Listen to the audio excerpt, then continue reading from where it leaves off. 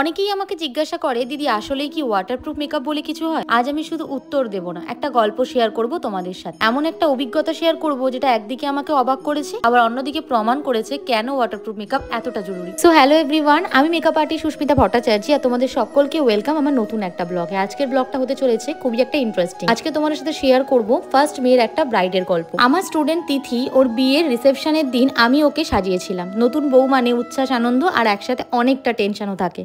তিথি ভীষণ খুশি ছিল। ওর মুখের হাসি দেখে মনে হচ্ছিল যেন সবকিছু একেবারে ঠিকঠাক হবে। কিন্তু হঠাৎ করেই পরিস্থিতি একেবারে বদলে গেল। প্রবল ঝড় বৃষ্টি শুরু হলো। খোলা মাঠে ওদের সুন্দর করে সাজানো প্যান্ডেলটা ভেঙে গেল। পুরো অ্যারেঞ্জমেন্টটা একেবারে চোখের সামনে নষ্ট হয়ে গেল। কোনের কাছে এর থেকে ভয়ঙ্কর মুহূর্ত কি আর হতে পারে? একবার ভাবো তো, তাদের জীবনের এরকম একটা সুন্দর দিনে যদি এই ধরনের একটা প্রাকৃতিক দুর্যোগ ঘটে, তাদের কিরকম মনের অবস্থা হয়? কান্নাকাটি করাটা কি স্বাভাবিক নয়? তাই তিথিও একেবারে ভেঙে পড়লো। কান্না আটকাতেই পারলো না ও আর। সেই কোণেটার কথাটা একবার ভাবো তো, জীবনের সবচেয়ে স্পেশাল দিনে যদি সবকিছু হঠাৎভাবে এইরকম ভেস্তে যায়, তাও আবার প্রাকৃতিক দুর্যোগের কারণে, সেটা কতটা কষ্টের হয়। যারা এই ফিল্ডে নতুন আসছো বা তোমরা যারা নতুন আর্টিস্ট, তারাও কিন্তু এটা জেনে রেখো যে এরকম সিচুয়েশন আসাটা কিন্তু খুব কমন ব্যাপার।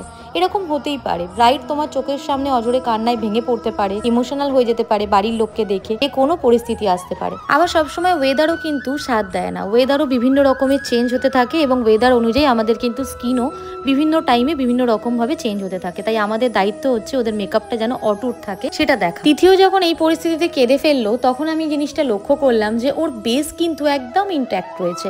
শুধুমাত্র আপার ওয়াটার লাইনে একটু কাজল ইউজ করার জন্য, সেই কাজলটা ওয়াটারপ্রুফ না হওয়ার কারণে একটু হালকা কাজল বলেই শুধুমাত্র বেসে পড়েছিল।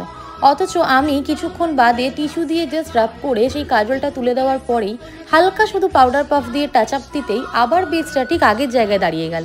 আর এটাই যদি আমি ওকে কোনো নর্মাল মেকআপ করতাম, তাহলে নিমেষের মধ্যেই সমস্ত কিছু শেষ হয়ে যেত। তার জন্যই যে কোনো লং লাস্টিং মেকআপ বলো বা যে কোনো ধরনের ভালো প্রোডাক্ট ইউজ করে ওয়াটার রেজিস্ট মেকআপ করাটা ভীষণ দরকার। শুধুমাত্র ওয়াটারপ্রুফ মেকআপ করার জন্যই ওর এই এত বড় ঝড় বৃষ্টি, এত কান্না, সমস্ত কিছুর পরও লুকটা একদম ঠিকঠাক ছিল। তাই নতুন মেকআপ আর্টিস্ট বা স্টুডেন্ট, তোমরা সবসময় মনে রেখো, ব্রাইডের সাজ মানে শুধুমাত্র সাজ নয়, এটা তার আবেগ, তার স্মৃতি, আর সেই স্মৃতিকে সুন্দর রাখার দায়িত্ব আমাদের। পরে তিথি আমাকে রিভিউতে বলেছিল, ম্যাম আমি ভেবেছিলাম সব নষ্ট হয়ে গেছে, কিন্তু সত্যি অবাক লাগলো, টাচ আপ এর পর আমি দেখলাম মেকআপটা আবার সেই নতুনের মতো লাগছে।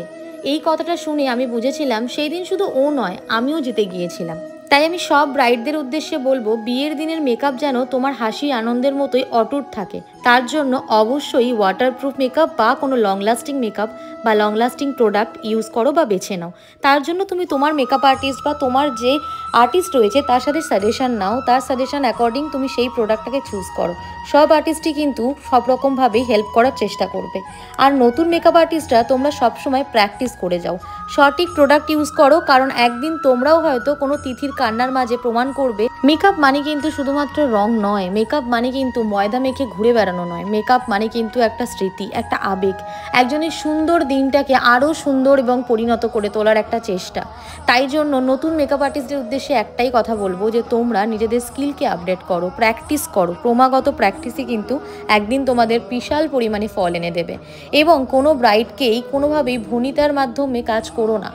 এই যে ইন্ডাস্ট্রিটা, এটা কিন্তু একটা আর্টের ইন্ডাস্ট্রি। তো এই আর্ট দিয়েই তোমাকে কাজ করতে হবে। তার জন্য দরকার প্রপার দক্ষতা, proper product knowledge, proper product use করে কাজ করা। এবং সেইটা যদি তোমার নিপুণতার সাথে থাকে, তাহলে কোনোদিনই তোমাকে ভুলভাল কন্ট্রোভার্সিতে যেতে হবে না। তুমি তোমার কাজটা ঠিকই করে যাবে।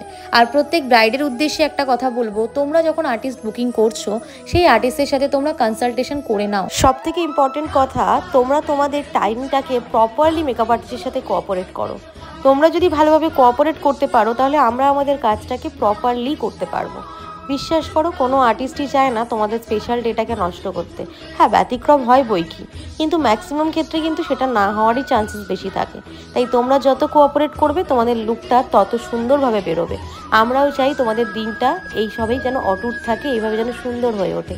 তাই চেষ্টা করো তোমরাও, যাতে তোমরা তোমাদের সময়টুকু আমাদের সাথে প্রপারলি শেয়ার করতে পারো এবং আমাদের যতটুকু বলার সেইটুকু যাতে তোমরা প্রপারলি শুনে চলতে পারো। মেকআপ কিন্তু শুধুমাত্র আর্টিস্টের হাতে থাকে না, ক্লায়েন্টের হাতেও অনেক পরিমাণে থাকে। কারণ ক্লায়েন্ট যদি মেকআপকে প্রপারভাবে ক্যারি না করতে পারে তাহলে কিন্তু কোনো মেকআপই লং লাস্টিং হবে না। ক্যারি করার উপরেই কিন্তু মেকআপ লং লাস্টিং এবং কতক্ষণ স্টে করবে সেটার উপর ডিপেন্ড করে। তোমাদের সকলের উদ্দেশ্যে জানিয়ে রাখি, তোমরা যারা যারা নতুন মেকআপ আর্টিস্ট রয়েছো তারা অবশ্যই কিন্তু এই কয়েকটা জিনিস মাথায় রেখে কাজ করো, তাহলে দেখবে তোমাদের কাজ এবং তোমাদের কাজের প্রতি নিষ্ঠা আরও অনেকাংশ বেড়ে যাবে এবং তোমরা কোনোদিনই নিরাশ হয়ে বাড়ি ফিরবে না। এবং যারা চাইছো এই কামিং সিজনে মেকআপ আর্টিস্ট হয়ে নিজেদের কেরিয়ারকে গড়ে তুলতে বা কাজ শিখতে, তারা অবশ্যই আমার নেক্সট ব্যাচে জয়েন করতে পারো। স্ক্রিনে দেখো ব্যাচের ডিটেলস যাচ্ছে, ছটপট করে কন্ট্যাক্ট করে নিতে পারো। দুটো ব্যাচ আমাদের শুরু হচ্ছে। বৃহস্পতিবার করে যে ব্যাচটা হবে সেটা উইকে একদিন করে হবে। যারা শুধুমাত্র একদিনের ব্যাচ করতে চাও তারা কন্ট্যাক্ট করো, আর শনি রবিবারের ব্যাচের জন্য যারা চাইছো তারাও কিন্তু কন্ট্যাক্ট করে নিতে পারো। অক্টোবরে আমাদের কিন্তু একটা ব্যাচ শুরু হচ্ছে, নভেম্বরে শুরু হচ্ছে।